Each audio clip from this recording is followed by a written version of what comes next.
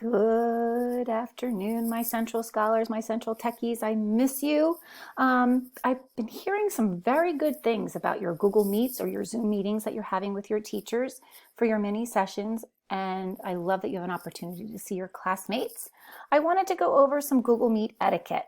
Etiquette is when you have manners. So you might say please or thank you when someone is helping you. You might hold the door for someone. But when we're in a Google Meet or a Zoom meeting where it's a learning environment and it's time for us to focus in on our teachers to get our lessons, I just wanted to remind you of a couple quick little things. First of all, I did borrow this from the internet. So Ryerson University, this is their mascot, but I thought he was really cute, so I used him. So when you get in to your Google Meet, there's a couple things I'm sure you've noticed. Up here in the corner will be your picture, and that's a chat, which you should probably not be using unless the teacher instructs you. He or she can see what you're writing. And this is the number of people that are in your meeting. Right now there's only one because it's the example.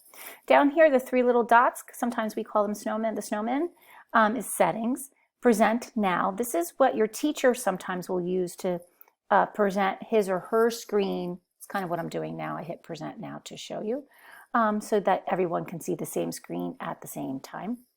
Turning on captions at the bottom will enable our voices to be words scrolling at the bottom. And over here, one of the most important things is your microphone. Make sure that's muted after you, of course, you go in and say hi to your friends and your teacher. Your teacher will probably ask you to mute your microphone, and that's for a couple of reasons. First of all, there's background noise in your area. And if you have 20 people on the same Google Meet, all that background noise kind of gets staticky to everybody else that's listening. Also, it needs to be on mute until the teacher calls on you or you have something to say. And then you're acknowledged and you raise your hand, and then you can unclick it, allow the mic, present yourself, and then mute it again at the end. This is where you hang up from our Google Meet, the little handset, little phone. And this is the video, so camera. So make sure if your teacher says, I can't see you, go put your mouse to the bottom of your screen and see if you can see that camera there.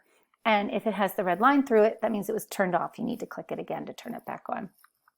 Over here is share meeting details. This is where the teacher will name this Google Meet, so it might have the name of your class or the name of the date or whatever your teacher decided to use. Okay, couple quick things. Muting, I just talked about it before.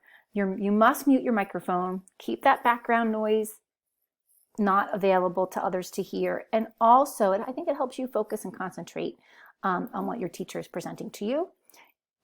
When it's time, if you have a question or there's something you want to contribute to the chat or to the lesson, wait for your teacher to call on you. Different teachers have different things. If you have the Google Meet extension down on your Chrome browser, there might be a little hand that you can raise, a little icon that you can raise, or maybe you just physically raise your own hand and wait for your teacher to call on you.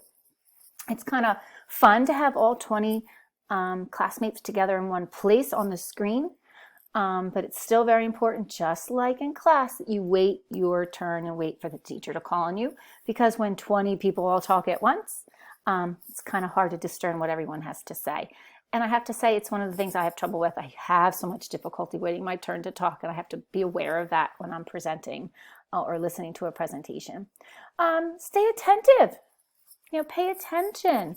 I know it's hard because we're home and we're not in class and we want to look outside, or our cat or dog might walk by, or mom or dad or a brother or a sister. But try to focus in on your computer screen like I know you can do with your video games, and try to tune out everything else that's happening around you. Some other tips. Make sure that you're dressed appropriately for your classmates, and keep your video on, the little camera, unless your teacher asks you to turn it off. As I said before, please pay attention. Sit where the laptop or your iPad or whatever you're using is stationary. In other words, it's not going to move around on your desk.